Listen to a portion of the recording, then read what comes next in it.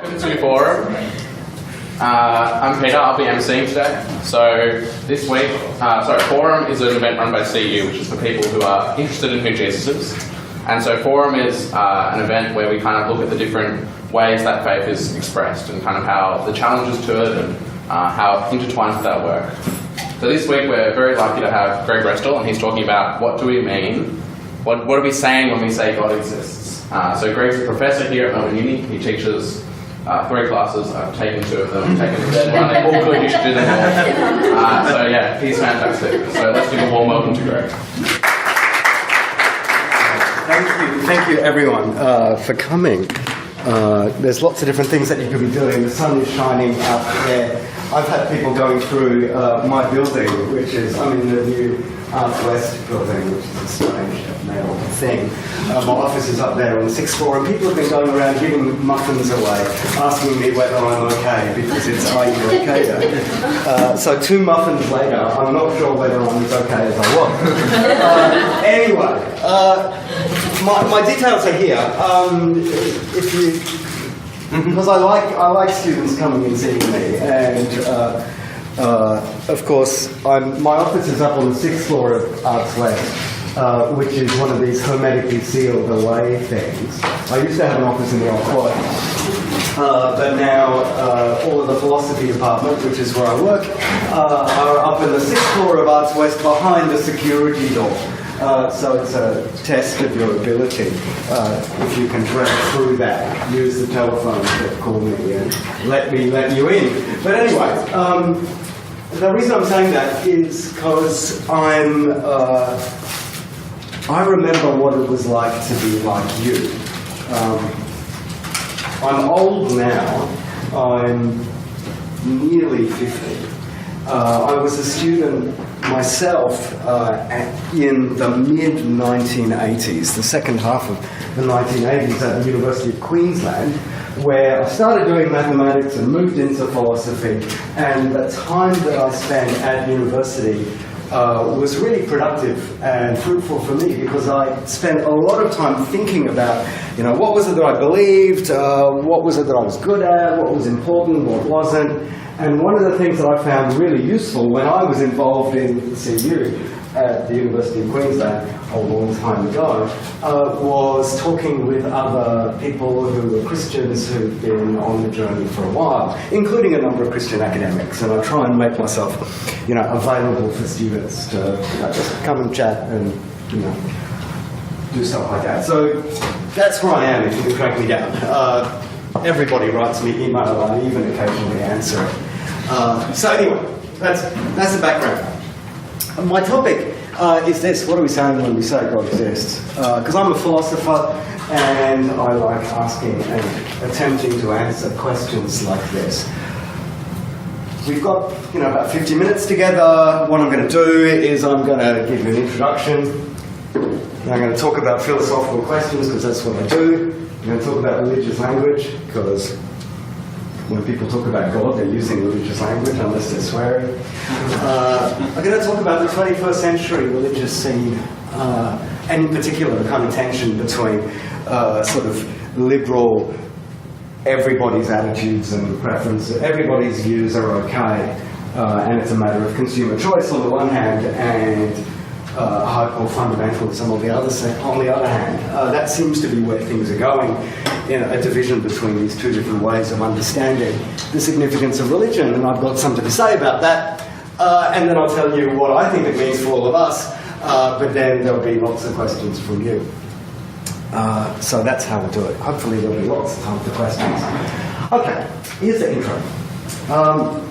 Like I said, I'm old. I'm a professor of philosophy.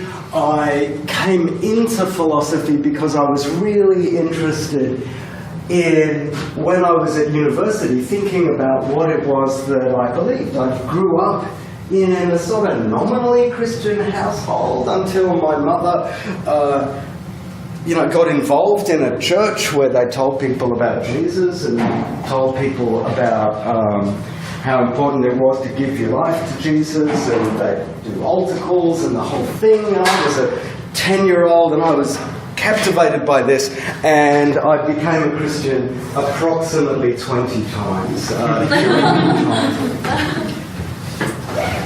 And I was very impressionable and, took all of this seriously and was a study, got really involved in Sunday school and knew how to answer all of the questions and learned all the Bible stories and all of that sort of stuff.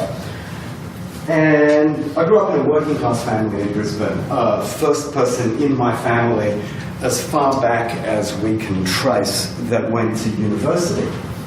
And when I went to university, things sort of intellectually opened up for me. In fact, I was not only the first person in my household, in my family to go to university, but in the high school that I went to in Coorparoo in Brisbane, I was actually the only person from my graduation year of 100 to go to the University of Queensland. A couple of other people went to an Institute of Technology in the CAE, which then soon after that became universities in the 1980s, when a whole bunch of other things got called universities too. But I was the only person from my school.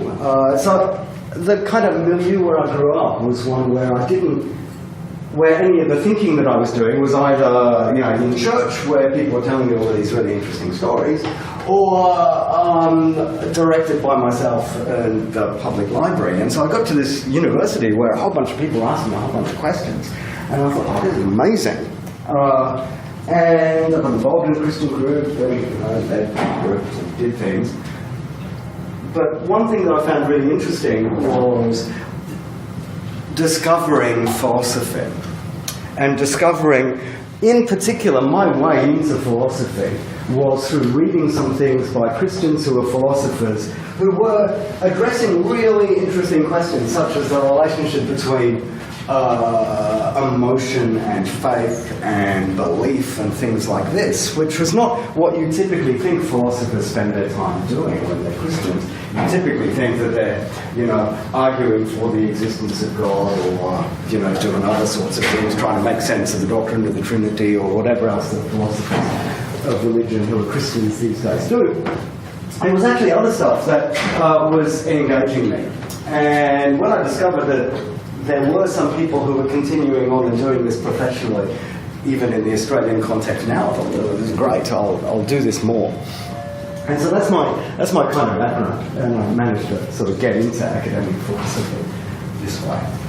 That's why I'm interested in these things, and that's why, for some strange reason, the University of Melbourne has given me a job.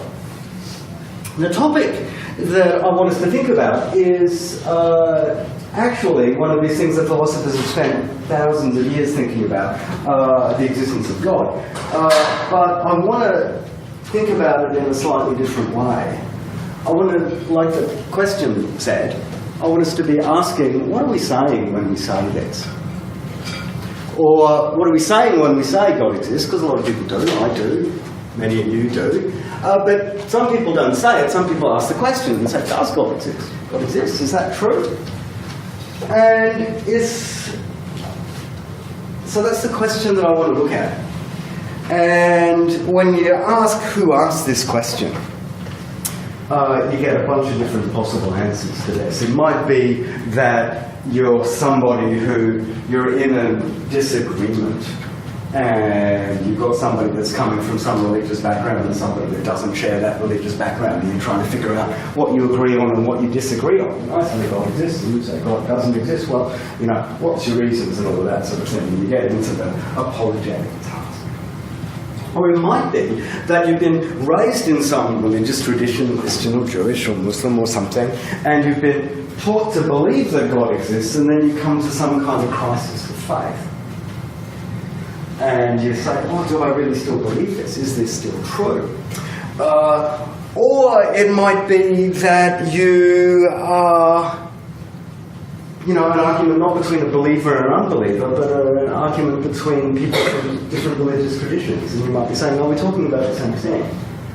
I'm talking about, the God that I read about in the Quran, who we call Allah, and I'm talking about, the God who we read about in the Jewish scriptures. Are we talking about the same thing, or are we talking about someone else? So you get all of these different ways that people ask these questions. this question, I think, is too important to be left to just philosophers to answer. Okay. Let's attempt to address the question. Psychologists, theologians, a whole bunch of people have attempted to address the question in different ways. I don't think that philosophers are expert in answering this question. However, I'm a philosopher, you're the one who asked me, so I am going to address this as a philosopher. But I'm going to do it in a slightly different way than you might be expecting, because I'm a philosopher who was trained in the late 20th century and who works in the early 21st century. And something really interesting has happened in philosophy in the 20th century and into now. And that's that sometimes philosophers have realized that we don't always generate more light than heat if we ask the question, what is X, for particular choices of X. You know, you ask, what is truth? Or what is good and evil? Or what is, you know, a fairly prosaic question unless you're a philosopher of mathematics. What is a number? Or something like that. Surprising how much you could get into. I mean, strangely enough, if somebody asks me what is a number and I say, oh, 5, for example, that's a number, they say, well, that wasn't quite the question that I was asking. I want to know what's 5. And it's wonderful the arguments and views and things that you can get into when you ask these questions. You know, what is this, what is that, what is that? Or, do numbers exist? That's a really exciting one for you. And you can do a lot, you can generate a lot of discussion. A lot of it is heat, but some of it might be light. But in the 20th century, in a range of different philosophical traditions, people have decided that maybe we can get some purchase on an answer to this question by asking a different question. That's usually a really good thing to do when you get stuck. When you get stuck and you're trying to answer a question and you can't get anywhere, change the subject. It's great. Well, one thing you can do is say, well, I'm not going to try and answer that question first up. I'm going to ask, what are we doing when we're talking about these things in the first place?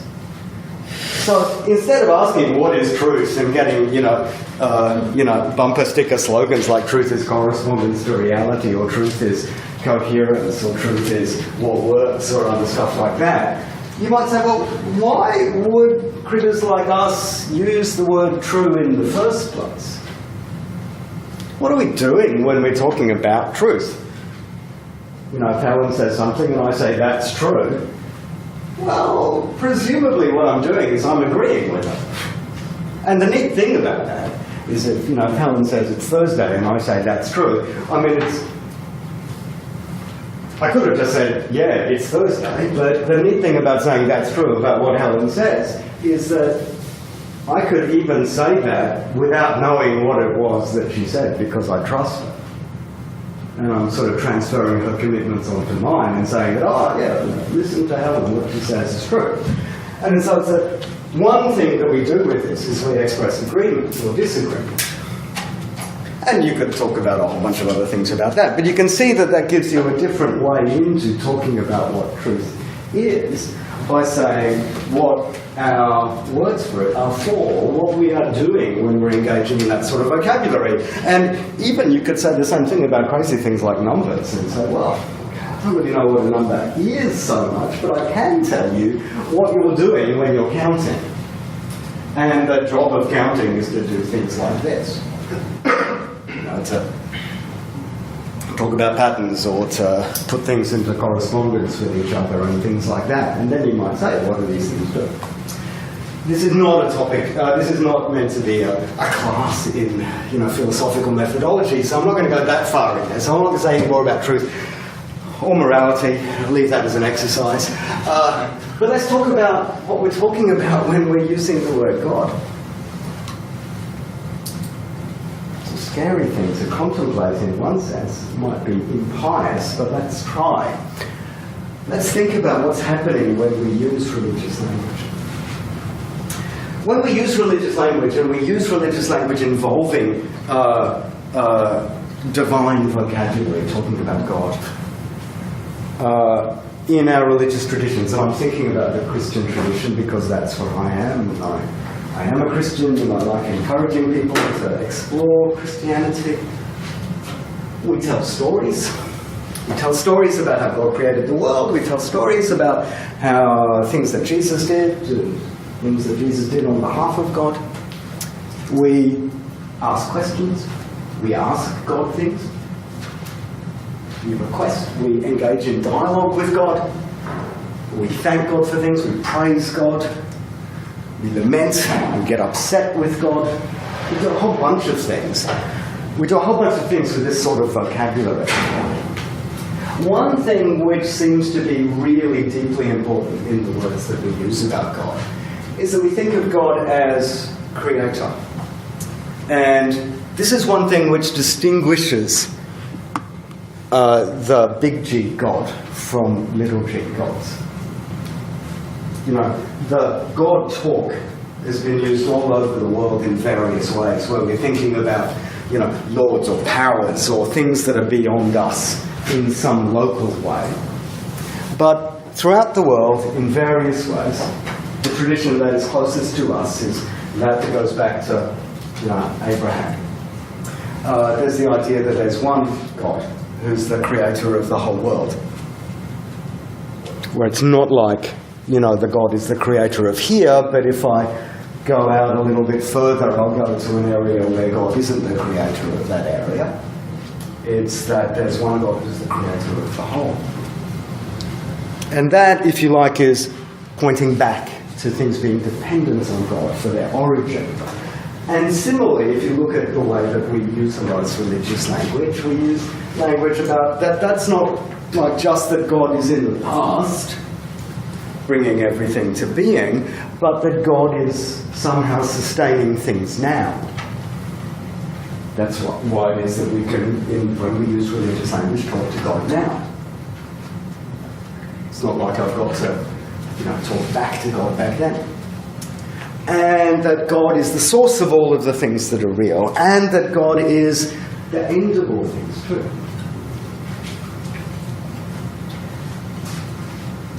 When we use this word, and we might as Christians say things like this, that God raised Jesus from the dead, that God forgives us, etc., that God judges us, that God is the standard by which things are measured as right and wrong.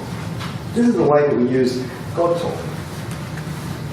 There's lots more than this. But one thing that I want to focus on this is it seems fairly dry, but there's a point to it. It's the notion that this is objective, in the sense that what I am doing when I'm talking about God is I'm talking about something which is prior to me, which is not just up to me. I'm talking about something on which I depend rather than vice versa. And this is really kind of important in the religious language. Things wouldn't work this way. You know, you couldn't, you know, ask God for your forgiveness if God was just up to me. You know, I don't ask a character that I make up to forgive my sins. Something like that. Okay? So there's something very important in this aspect of religious language, and it's part of the way that we use it. It's part of the job of this. It's part of the job of the language to do this, for it to function in the believers' lives in this sort of way. Now, this is all very dry, thinking about it like this, but I want to apply this to what I think is something that's really important that's going on in the 21st century religious scene, which started last century at least. Maybe it's been there since forever, for all I know, but I haven't been around in other centuries, other than the 20th and the 21st. You've got fundamentalism, which, by fundamentalism, I don't mean what people thought fundamentalism was last century, which, as far as I can tell, were people that thought that the fundamentals of a religious view were kind of important. Okay. We wouldn't have called them fundamentals if they weren't. Okay. So, I mean, there's a sense in which everybody is a fundamentalist like that. But no, what if you hear people talking about fundamentalism in the news, what you tend to be talking about is people that believe that they have the right view about God, and it's people like them who have the right view about God, and it would be really, really good if everybody else who didn't have the right view about God either got on the program or went away. That's the kind of thing that I mean about fundamentalism. And then, it's not polite at university to say that you have any sympathies with fundamentalism in that sense. Partly good, because many of the fundamentalists, when they say go away, they have particular ways of operationalising going away, which are violent and terrible. And yeah, should be rejected. One thing which is much more popular here is the idea that religion is a matter of expression of my personal preference. That I might be a Christian because that's how I was raised, and that is kind of a fact about me in the same way that I kind of like the particular kinds of music that I like. And that you might have another sort of religious background, and you like this, and there's nothing more to it than that, an expression of who you are and your personal brand or style or whatever. And there's no way that my view about religion should inform how it is that we live together, and there's no way that your view about religion should inform how we live together. Religion is a matter of personal expression of faith. And what we should have is a society which is not just secular in the sense that it shouldn't be established on an established religion, but the way that we run our society should be essentially irreligious. And it's just a matter of consumer choice, and so that whenever we are trying to, tell people about our religion, what we should be doing is doing a sales job. Okay? And, good luck to us that made the best advertiser win. That's the religious landscape. Now, I reckon both of these are not only mistaken, but they mistake what it is to be talking about God. Fundamentalism, in the sense which I was talking about, treats God as a mascot of my team, as if me and my team has got a proprietary access towards God. You're literally denying that God is, not explicitly, you couldn't deny it explicitly unless you were a very bad fundamentalist, but you're denying that God is the creator of the world, who might be active everywhere and involved in other people's lives. Okay? You're denying, if you're a Christian, that the Holy Spirit might actually be working throughout the world, and that God is only working through your team. So it treats God, not explicitly, you'd never say God's an invention of my imagination or, a banner of my team, but that's in practice what you're doing when you're saying that, oh my goodness, it's my team, my collection of people, we need to be winning the world to get people on our side. Now, there's something very close to being right about this, but there's something that's very dangerous if you treat it in this way.